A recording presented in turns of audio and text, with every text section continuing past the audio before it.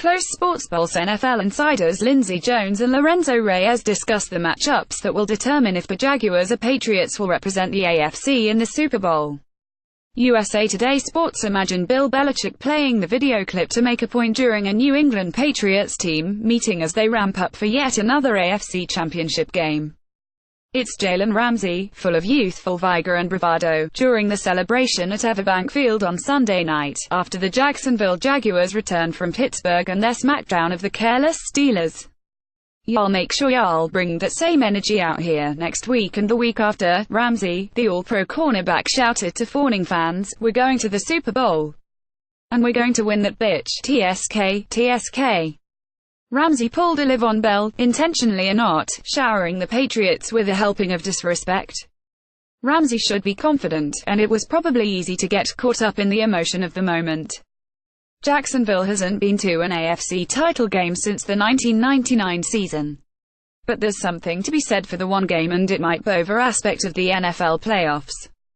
Maybe that's why they don't stage rallies to celebrate divisional playoff wins in Foxborough. They wait to have Super Bowl parades in Boston. You'll never hear one of Belichick's players publicly looking past an opponent. That's part of the Patriot way and a detail worth emulating. Belichick also gives the Pats talking point for interviews, which is why they sometimes come off like Team Cyborg. Nobody outwardly respects opponents like Belichick, who spoke so glowingly about the Tennessee Titans last week. Earwood they thought he was talking about Vince Lombardi's Packers. More Jaguars. Leonard Fournette okay after car accident. More upon further review how three afterthought QBs took over the NFL playoffs. More Jaguars threw a tantrum when Doug Marrone first made changes. Contrast that to an environment where too many people value in-your-face put-downs or are emboldened to spew hate on any number of platforms to express themselves. But these NFL playoffs have provided a lip service 101 lesson: respect greater than sound bites. Remember Titan safety, Kevin Byard, who talked about turning Tom Brady into Blake Bortles? Now Byard can watch Brady versus Bortles. The Jaguars know. They hung one on a Steelers team that had players and a head coach with the audacity to overlook them. Bell tweeted that the Steelers, drubbed by Jacksonville in Week 5 and TKO'd by New England in Week 15, would have round twos in consecutive games, as if the Jags were an afterthought. Safety Mike Mitchell's antics were worse. He basically guaranteed to Sports Illustrated that the Steelers would give the Patriots a fit. Maybe next year, Mike. Pittsburgh coach Mike Tomlin laughed off a question after Sunday's loss about whether his players underestimated Jacksonville.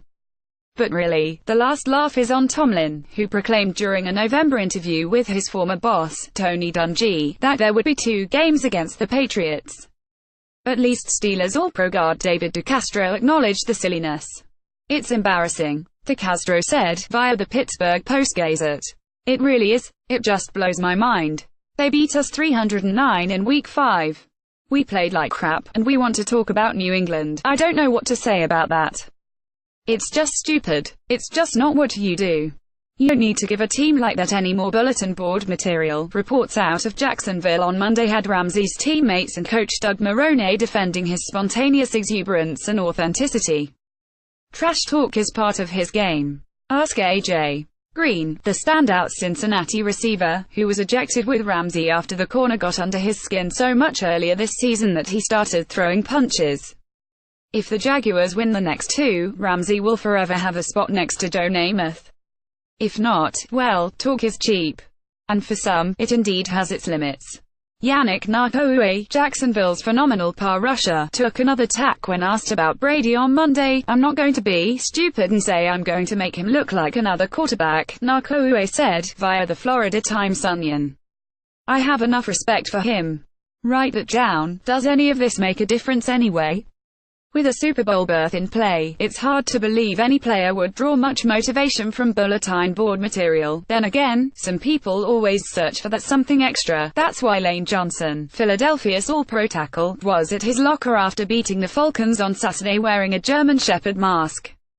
It was his underdog mask, Johnson explained, and quite the dig at odds makers who made the Eagles the first No.1 seed to open postseason as a home underdog. "The underdog thing, all it does is create an energy," Johnson said. "That's what football is all about.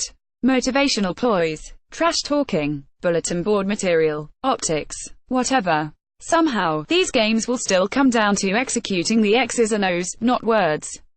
Follow NFL columnist Jarrett Bell on Twitter at Jarrett Bell.